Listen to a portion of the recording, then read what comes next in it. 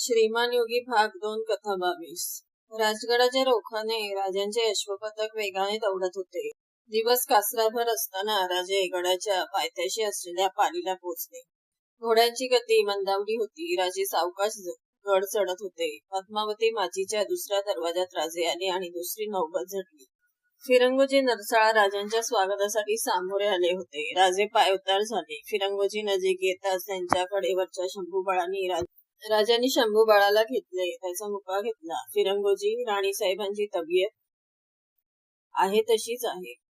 फिरंगोजीच्या चिंतातूर चेहऱ्याकडे पाहताच राजांनी ते जाणले होते. राजांनी दीर्घ निश्वास सोडला. देवीचे दर्शन घेतले आणि शंभूबाळांच्या सह ते स्वार झाले. राजे बालेकिल्ल्यात आले तेव्हा दिवस मावळायला आला होता. वाड्याच्या देवडीवर मशाली पेटल्या होत्या. नेहमी राजे गडावर आले की सारा गड चैतन्यमय बनायचा. आज मुजरे झडत होते, पण कुणाच्या चेहऱ्यावर आनंद नव्हता. राजे पाय धुवून वाड्याचा चौक चढले. सदरेवर पेशव्या, मात्य, सचिव सारे हात बांधून उभे होते. राजे आत गेले. जिजाबाईंच्या पाया पडता जिजाबाईंनी डोळ्याला पदर लावला. जिजाबाईंना जवळ घेत राजे म्हणाले, मासाहेब, देवावर विश्वास ठेवा.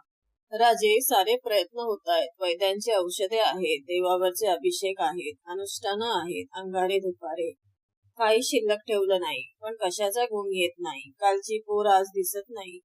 अरे, माझं आयुष्य मागितलं तरी या पोरीसाठी देईन.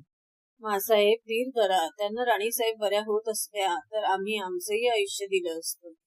राजे सईबाईंच्या महालात गेले. मंद उदाच्या वासाने सारा महल भरला होता. समया प्रज्वलित झाल्या होत्या. राजे महलात जाताच तरंगाच्या शेजारी घातलेल्या बैठकीवर बसलेला राणीवासा उठून उभा राहिला. मनोहरी सईबाईंच्या पायावरून हात फिरवत बसली होती. राजे आत जाताच सारे बाहेर गेले. मनोहारी उठू लागली. राजांनी तिला बसायला खुणावले. राजे पलंगाजवळ गेले. राजांना पाहताच सईबाई क्षीणपणे हसल्या. त्या म्हणाल्या, शेवटी यावं लागलंच ना. मी सांगितलं होतं, एवढं काळजीचं कारण नाही म्हणून. राजे शेजारी बसले. त्यांनी सईबाईंच्या मस्तकी हात ठेवला. कपाळ गरम होते. राजे म्हणाले, कुणी निरोप पाठवला म्हणून आम्ही आलो नाही. आम्हाला चैन पडेना म्हणून आम्ही आलो. आता बरं वाटतं ना? खूप बरं वाटतंय, सईबाई म्हणाल्या. राजांनी पाहिले. गिरदीवर अश्रू पडत होते. राजे कासावीस होऊन उणवे झाले. त्यांनी अश्रू निपटले. राजे म्हणाले, सई, काय हे? आम्ही आलो ना. स्वतःला सावरीत सईबाई म्हणाल्या, आपण आलात, फार बरं वाटलं. डोळ्यात पाणी आलं. वाटलं नव्हतं परत पाय दिसतील म्हणून. आता चिंता करू नका. तुम्हाला बरं वाटल्याखेरीज आम्ही कुठेही जाणार नाही. आम्ही कपडे बदलून येतो. राजे महालाबाहेर आले. वैद्यांना त्यांनी बोलावणे पाठवले. राजे आपल्या महालात गेले. राजांचा महाल सजवला होता. खाली जमिनीवर गालिचे पसरले होते. सज्जातून येणारा वारा पडद्यांना हेलकावे देत होता. राजांनी कपडे बदलले. पावलांचा आवाज येताच त्यांनी वळून पाहिले. सोयराबाई साहेब आत येत होत्या. आपण आलात, फार बरं झालं. राणी साहेबांना बरं वाटेल. राजे काही बोलले नाहीत. नशीबवान आहेत राणीसाहेब, नाहीतर एवढ्या तातडीने कोण येतो. प्राक्तनी लिहिलं असेल तसं होतं, राजे म्हणाले. परमेश्वरानं आम्हाला पाठवताना आमची कपाळ मोकळी ठेवली होती. राजे खिन्नपणे हसले. ते म्हणाले, चुकतात राणीसाहेब. ती मोकळी असती तर आम्ही कसे राहिलो असतो. राणीसाहेब, संताप प्रसंगानच शोभून दिसतो. राजांच्या त्या शब्दांबरोबर सोयराबाई भानावर आल्या. चूक होऊन गेली होती. काय बोलावे हे सुचत नव्हते. त्याचवेळी मनोहारी आत आली. मनोहारी, काय आहे? वैद्यराज आले आहेत. सोयराबाईंच्याकडे पाहत राजे म्हणाले, पाठव त्यांना. मनोहारी पाठोपाठ सोयराबाई गेल्या. वैद्यराज आले. वैद्यराज, राणीसाहेबांची तब्येत कशी आहे? राजे, माझ्याकडून मी कसलीही कमतरता ठेवली नाही. पण कशाचा गुण नाही. ज्वर हटत नाही. एकही औषध लागू पडत नाही. दिवसेंदिवस अशक्तपणा मात्र वाढत आहे. त्यावर उपाय? वैद्यराज काही बोलले नाहीत. खाली मान घालून ते उभे होते. राजांनी वैद्यांना परवानगी दिली. वैद्यराज गेले. राजे महालात एकटे उभे होते. ते एकटे पण राजांना सहन होईना. राजे जिजाबाईंच्या महाली वळले. शास्त्री पंचांग उघडून बसले होते. राजे जातात शास्त्री उठू लागले. राजांनी त्यांना बसण्याची खूण केली. राजे म्हणाले, मासाहेब, काय पाहता? सुस्कारा सोडून जिजाबाई म्हणाल्या, दुसरं काय पाहणार? सईची कुंडली पाहायला सांगते आहे. शास्त्री म्हणाले, तसं काळजीचं कारण नाही मासाहेब. हे 2 दिवस पार पडले. नवरात्रीची घटस्थापना झाली की काही भीती नाही. रात्री राजे सईबाईंच्या महाली गेले. सईबाईंना झोप लागली होती. राजांना थोडे समाधान वाटले. जिजाबाईंनी राजांना झोपायला सांगितले. राजे आपल्या महाली येऊन झोपले, पण झोप लागत नव्हती. दचकून जागे व्हायला होत होते. पहाटेच्या नगाऱ्याने राजांना जाग आली. राजे उठले, सज्जात उभे राहिले. गडाचे दरवाजे उघडले जात होते. पूर्वेला उजाडू लागले होते. राजे स्नान आटपून महालात आले तेव्हा सूर्य उगवला होता. जिजाबाई महालात आल्या. राजांनी पाय शिवले. जिजाबाई बसल्या. जागरणाचा थकवा दिसत होता. कशी आहे तब्येत? तू आलास, बरं झालं बाबा. सईला चांगली झोप लागली होती. आता पुष्कळ बरं आहे. तोच पुतळाबाई संभाजीराजांना घेऊन आल्या.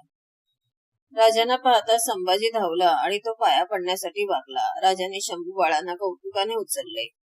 पुतळाबाईंच्याकडे पाहत राजे म्हणाले, हे तुम्ही शिकवलं वाटतं. एक धाराई किंवा ही या दोघींच्याकडे शंभू बाळ असतात. शंभू आमच्या नाही पाया पडला. 2 वर्षाच्या शंभू बाळांनी तिरकी मान करून जिजाबाईंच्याकडे पाहिले व नकारार्थी मान हलवत एकदम जिजाबाईंच्या गळ्याला मिठी घालत शंभू बाळांनी त्यांचा मुका घेतला. राजे हसले. ते म्हणाले, अरे वा, शंभू बाळाचं असलं पाया पडणं आम्हालाही आवडेल. पुतळाबाईंनी आणलेले दूध पिऊन राजे उठले. शंभू बाळांचा हात धरून राजे सईबाईंच्या महाली आले. सईबाई पलंगावर टेकून बसल्या होत्या. मनोहरीने दर्पण हाती धरला होता. सईबाई कुंकू लावत होती. राजांना पाहता झटकन कुंकू लावून त्या मोकळ्या झाल्या. राजांनी संभाजीला उचलून पलंगावर ठेवले. त्याला जवळ घेत सईबाई म्हणाल्या, हे कुठं गाठ पडले? आमच्या महाली आले होते. राजे म्हणाले, फारच लाडावलेत हे. यांना कोणी एक शब्द बोलला तर 10 जणांचे बोल ऐकावे लागतात, अगदी फिरंगोजी काकापर्यंत. सईबाई अशक्त झाल्या होत्या, तरी त्यांच्या डोळ्यात हसरपणा तोच होता. तेच तेज होते. हसतमुख सईबाईंना पाहून राजांना बरे वाटले. त्याने विचारले, ज्वर गेला? तो तर माझा दावेदार. वेणं घेतल्याखेरीज हलणार थोडाच. मला आता त्याच्याकडे लक्ष द्यायलाही फुरसत नाही. राजाने शंभू बाळांना खाली उतरवले. शंभू बाळांनी एकदा दोघांकडे पाहिले आणि ते धावत महालाबाहेर गेले. राजे शेजारी बसले. सईबाई म्हणाल्या, आज भाद्रपद चतुर्दशी ना? हो का? परवा घट बसतील. दसरा आला, सणाचे दिवस, आणि मीही अशी आजारी. मग लवकर बरी हो ना. राजांनी सईबाईंचा हात हाती घेतला. रोडावलेला तो पंजा कुरवाळत असता राजांचे लक्ष बोटांकडे गेले. राजाने विचारले, तुझी प्रवाळाची अंगठी काय झाली? सई म्हणाल्या, ऋतू लागली. सैल पण झाली तेव्हा काढून ठेवली. सईबाईंना बसवेना. राजांनी मागच्या किल्ल्या काढल्या. सईबाईंना अलगद झोपवले. सईबाईंनी विचारले, खान आला? तो निघाला आहे म्हणजे येईलच ना. मला त्याची चिंता नाही वाटत. एवढ्या सैन्यानिशी खान येतो आहे आणि त्याची भीती वाटत नाही? खरंच वाटत नाही. का? भीती वाटत नाही एवढं खरं. का ते कसं सांगू? राजे हसले. ते म्हणाले, हे उत्तर छान आहे. याला काही तोड नाही. सईबाईंच्या महालातून राजे मोकळ्या मनाने बाहेर आले. राजे सदरेवर गेले. सईबाईंना पडलेला आराम बघून राजांना समाधान वाटत होते. सूर्य वर चढत होता. राजे फिरंगोजीच्या सह देवी दर्शनाला माचीवर उतरले. देवी दर्शन आटोपून फिरंगोजीच्या बरोबर बोलत असता राजे बाले किल्ल्याकडे येत असताना सेवक धावत आला. राणीसाहेब घाबऱ्या झाल्यात. पुढचे ऐकायला राजे थांबलेच नाही. राजांनी बघता बघता बालेकिल्ला गाठला. राजे वाड्यात गेले. सरदार वैद्यांना पाहून राजे चकित झाले. वैद्यराज? वैद्यराजांनी डोळ्यांना उपरणे लावले. राजांनी विचारले, रडू नका, सांगा. काय सांगू? माझ्या हाती आता काही उरलं नाही. राजे सईबाईंच्या महाली जातात सारे उठून बाहेर गेले. राजे सईबाईंच्या जवळ गेले. कपाळी घाम डवरला असता राजाने तो पुसला. सईबाईंनी डोळे उघडले. राजांनी सईबाईचा हात हाती घेतला. हात थंड लागत होता. सईबाईंनी विचारले, वैद्यराज काय म्हणाले? राजांनी आवंडा गिळला. ते म्हणाले, चिंता करण्याचं कारण नाही असं म्हणाले. सईबाईंच्या चेहऱ्यावर क्षण हास्य उमटले. त्या म्हणाल्या, बरोबर आहे त्याचं. असणाऱ्यांची चिंता करायची, जाणाऱ्याची कसली चिंता.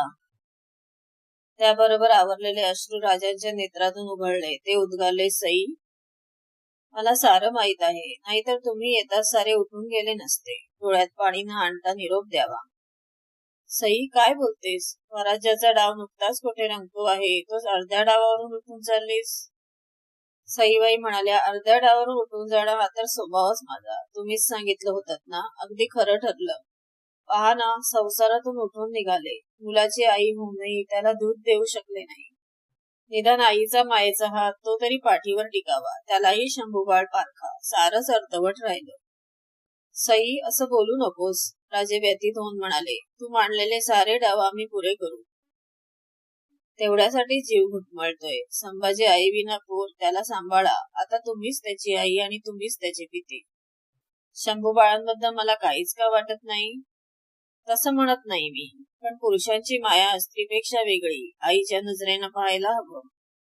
राजांना अश्रू आवरत नव्हते. कष्टाने ते म्हणाले, सई, मी वचन देतो, शंभू बाळाला मी तळहाताच्या फोडाप्रमाणे जपेन. राजाने आपला चेहरा हातात झाकून घेतला. श्वास घेणेही कठीण जात होते. त्यांच्या कानी आवाज आला, जरा इकडे बघायचं ना.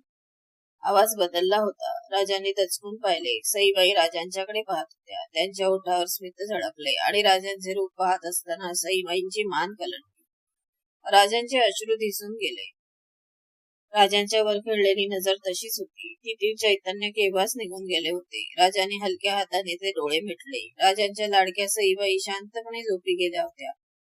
ते रूप पाहून राजे उठले. झोपेत चालावे तशी पावले टाकत महालाबाहेर आले. राजांना पाहता जिजाबाई धावल्या. राजांचे भरलेले डोळे पाहून त्या थांबल्या. गालांवर ओघळणाऱ्या अश्रूंचे भान नसले. राजे म्हणाले, मासाहेब, राणीसाहेब आम्हाला सोडून गेल्या. सारे महालाकडे धावले. महालात एकच आक्रोश उसळला. व्हिडिओ आवडल्यास लाईक, शेअर आणि सबस्क्राईब करा आणि नोटिफिकेशनची बेल दाबा, म्हणजे माझे व्हिडिओ अपलोड होताच तुम्हाला नोटिफिकेशन मिळेल.